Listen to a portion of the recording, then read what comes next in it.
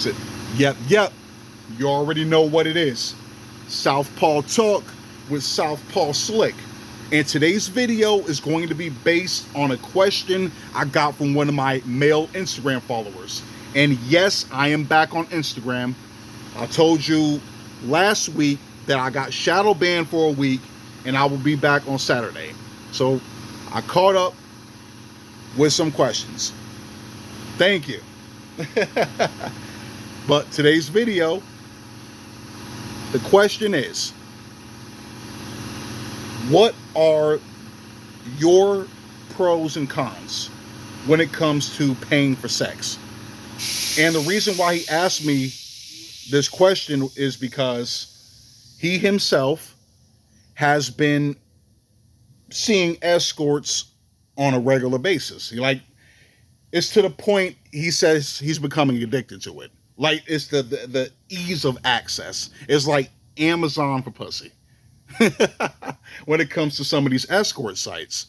And he said that he fell into it because he's basically an incel.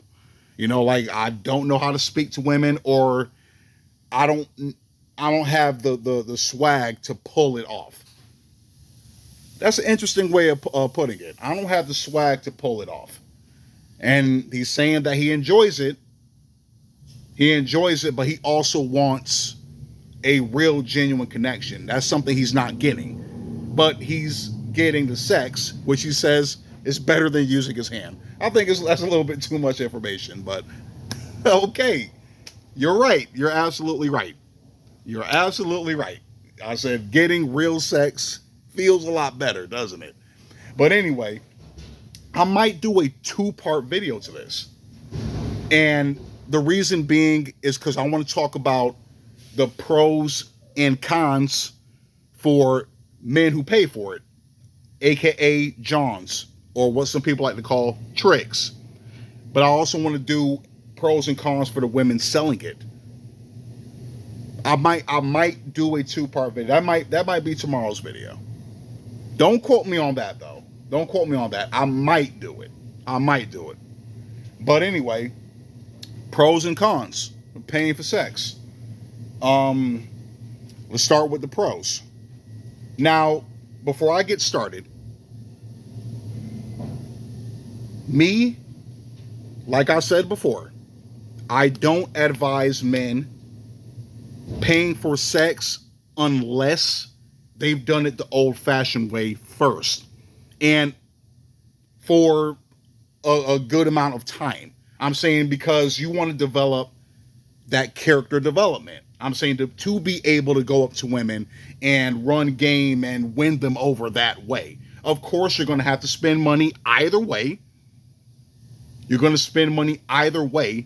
But still, it's very crucial for a man's character development to go out there and do it the old-fashioned way, whether you get accepted or rejected. Just wanted to get that off my chest first. Also, like I've stated before, I have seen a few escorts within the past few years, right? But that's only because I didn't feel like doing it the old-fashioned way. That's why I'm saying I've been there, done that, and continue to be there and do that. So yeah, it's the convenience of it that I like. But like I said, that's not something I want to get too caught up in. But anyway, the pros and cons. I know I took too long. Pros. The pros of paying for sex. You get it right away. That's one right there. You get it right away. You're not investing.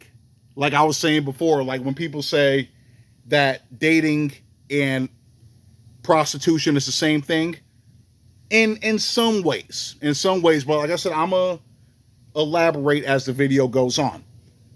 Now, like I said, there's the pro right there. Is you're getting it up front. You're not getting strung along. You're not investing in the hopes of getting it. Like taking a woman out 2, 3, 4 times a week, paying way more than if you were to actually see an escort. I'm saying you paying, let's say, anywhere from $50 to $200 a date, when you could have seen an escort for $80. You know what I mean? Or 150 if she's a little bit better, or a little bit more high end, or willing to do more stuff than the cheaper one is willing to do. So there you go. You're getting it up front. That's a pro. Another pro when it comes to prostitution for guys like you, incels, dudes who are lonely, companionship. I'm saying, since you can't win a woman over with your words because you're not socially calibrated or nervous or don't have game, whatever you want to call it, you actually have companionship. Even though it's temporary, it's better than nothing for some guys. Whether it be men who are incels like yourself, or let's say somebody who's handicapped, like is in a wheelchair or using crutches, or has missing limbs. I'm sure a lot of guys like that don't get a lot of play. So escorts are there for men like that. Another pro that I would say,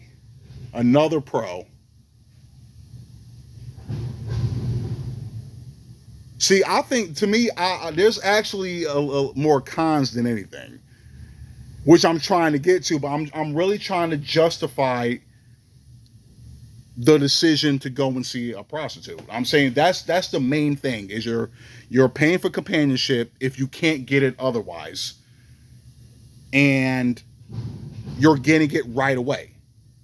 Oh, that's a pro right there. Is a prostitute, for the right price, is willing to do everything or anything and beyond. You get what I'm saying? If she offers it. That's why I'm saying you might not be able to do all that crazy kinky type shit that you're into with somebody you're dating, because they might not be comfortable with that. A prostitute, whether she's comfortable with it or not, if you're paying the right price, she will oblige. You know what I mean? Like, you know what? I'll say he shelled out $200, $300, $400. I'll do what he wants me to do. That's what I'm saying. So there you go. You can get all your sexual needs or fantasies fulfilled for the right price. So those are the main pros. You get it up front. It's a way to gain companionship, and they're willing to do everything. You know what I mean? Or mostly everything, right? Now let's get to the cons. The cons of paying for sex. There you go. Once again, paying for it. Yes, you're going to pay for it either way. I already said that in the beginning of the video. You're going to pay for it either way. Whether you visit a prostitute or an escort, or you take a woman out on several dates, you're paying for it. But at least with a woman that genuinely likes you, or starts to genuinely like you, the access to sex becomes a lot easier. And you might not have to pay, even though you're paying for stuff. Let's say when you become boyfriend and girlfriend, of course you're paying for some bills. You know what I mean? Like I said, that's the pay right there. But that's beneficial for you and her. I'm saying, like going out, gifts, whatever. But I said, but if it's a woman that genuinely likes you, you don't mind doing that. That's another con right there, is having sex with a woman when it's transactional. There's no passion. There's, for guys that want it, no foreplay. No. It's like being damn near a necrophiliac. There's no emotional connection. There's no genuine vibe. It's very cold. It's very distant. If she's somebody that clock watches, oh, you got like 8 minutes left. I'm saying, like, that's not, you know what I mean? That's not that satisfying. It's not as satisfying as having sex with a woman that genuinely likes you.